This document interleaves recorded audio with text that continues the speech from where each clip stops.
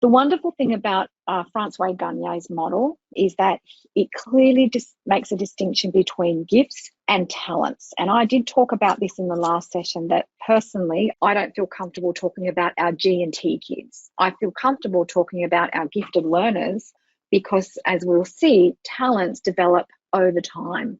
And so Gagne's model helps us understand that. So I think that's a really important thing to think about. When you hear people talking about the G and T kids or the gifted and talented kids, at the moment, that's the recognised terminology. But personally, I'd like to see it change to giftedness, because then helps us understand that they're not just automatically talented. Let's have a look as to help us understand why. Now, I've purposely put this in front of you, and if you know this model, then I hope that you might hear something new about it. If you haven't, or you don't know the model, it can actually be a little bit confronting because there's quite a few pieces to it.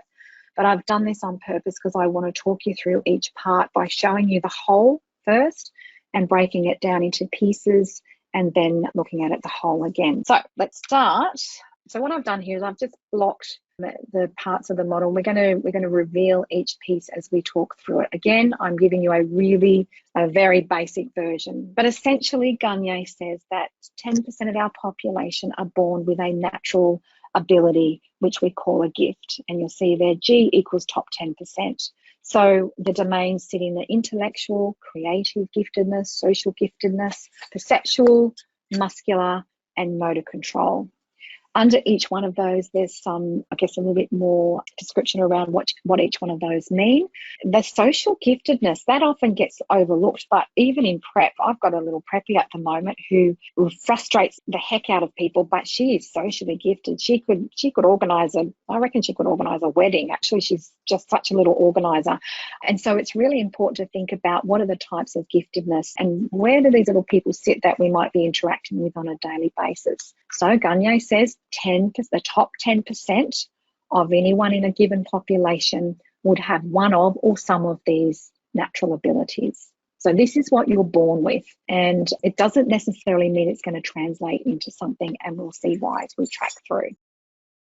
Now I have revealed the talent side of the model of Gagne's model, and these are the competencies, or when you exhibit an ability that sits in the top 10% of a particular field or a profession.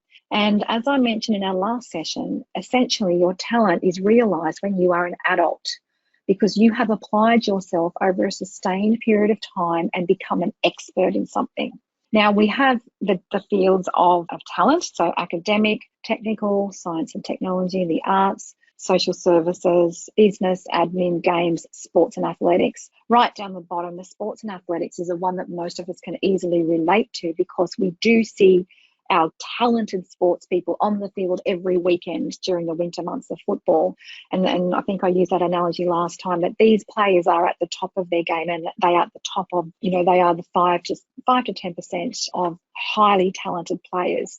They may be born with that, but they don't sit around and do nothing and then become highly competent by sitting in the top 10% of performers.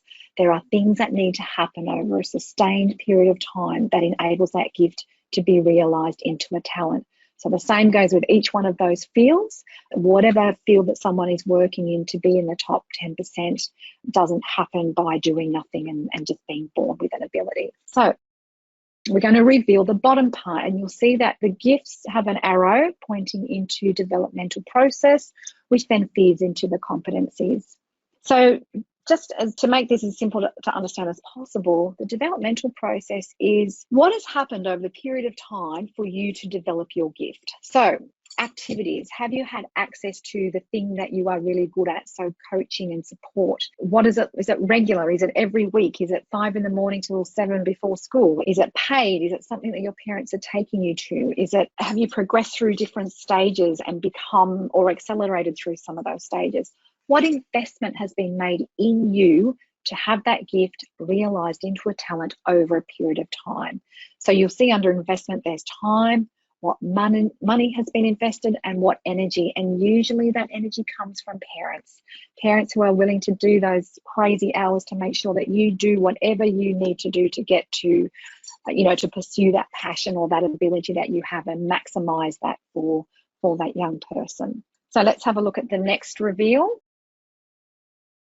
So this reveal is a little bit where we all come into a particular child. So I'm going to start with the environmental first. And you'll see I've got a red circle around environmental, and I've also got a blue rectangle around individuals, parents, family, peers, teachers, mentors. Above that is the milieu. I always have trouble saying that word. The physical, cultural, social, and family side of things. So who are you born to? Have you got that physical ability? Have you got the culture that supports your ability? With the individuals, are your teachers cheering you on? Are they supporting you? Are they mentoring you? Is your family supporting you? Or are they turning their back on you and saying, no, we don't have the time, the money, the energy to do this for you? What provisions is a child getting who has that particular ability? Are they getting enrichment? Are they being supported at school? Are they getting accelerated, or, is the curriculum meeting their learning needs? Underneath that, we have the intrapersonal. So what does an individual bring to their ability, a realization it might become a talent? Unfortunately, the traits sit within the physical and the mental. So what's your physical ability? How do you look? Have you got a disability? Are you unwell, or are you well? What's your mental capacity? Do you have a positive disposition? Do you have a personality that connects with people, or are you very withdrawn? Do you have a high level of resilience, or do you struggle with persevering? The goal management in the next little box underneath. So again, awareness of yourself and others, knowing your strengths and weaknesses, your volition sitting under motivation. What are you highly motivated to pursue your passion? Or are you actually someone who just actually has a disability, and that you have a disposition around, this is all just too hard, or I'm so disengaged, I actually can't move forward with this. And again, that volition. So, that internal drive and perseverance to actually follow and pursue your passion. So the blue rectangles really represent, us as educators. What are we seeing in children? Are we doing something that's going to help them realize their talent? Or are we doing something inadvertently that might be their talent without really even knowing it? Now, you'll see underneath there's that word catalyst, and there's a dotted line around that whole box. That layer, those layers of catalysts are the things that are either going to support that gift becoming a talent, or it's actually going to come to a full dead end. There's one more piece that sits here, and if we just reveal the last, and that's the notion of chance. And the notion of chance sits in behind your natural ability. So the chances of you being born with an ability combined with the environment, the catalyst, the environmental and intrapersonal catalyst that you present with, that will then feed into your access to the developmental process. So the notion of chance is, who are you born to? Where are you born? Are you born in an impoverished community? Are you born in an affluent community? Are you born with an ability that sits in the top 10%? So you start to see, and when you sort of reveal this whole model, you start to think of children where you go, oh, actually, you know what? This little person, this is what's happening to them. And now that I know that, I can actually start to make a bit of a difference, or I might shift my thinking and engagement with them in a different way.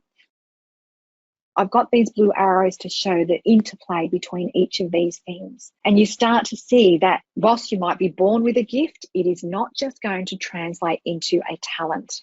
And that is why I have a problem with the language around giftedness and talent, unless we are abundantly clear about how we understand the catalyst that a child brings, or the notion of chance for them, how that is going to help realize their talent. And when we don't know those pieces in between that sit in the catalysts, this is where we lose children. And this is where gifted learners actually never realize their talent. Many of them, I understand, youth detention, terms in prison. These are our young people who are misunderstood and have not had the opportunity to show what they can do because of the catalyst and or the notion of chance. That is essentially what they are having to face as young people.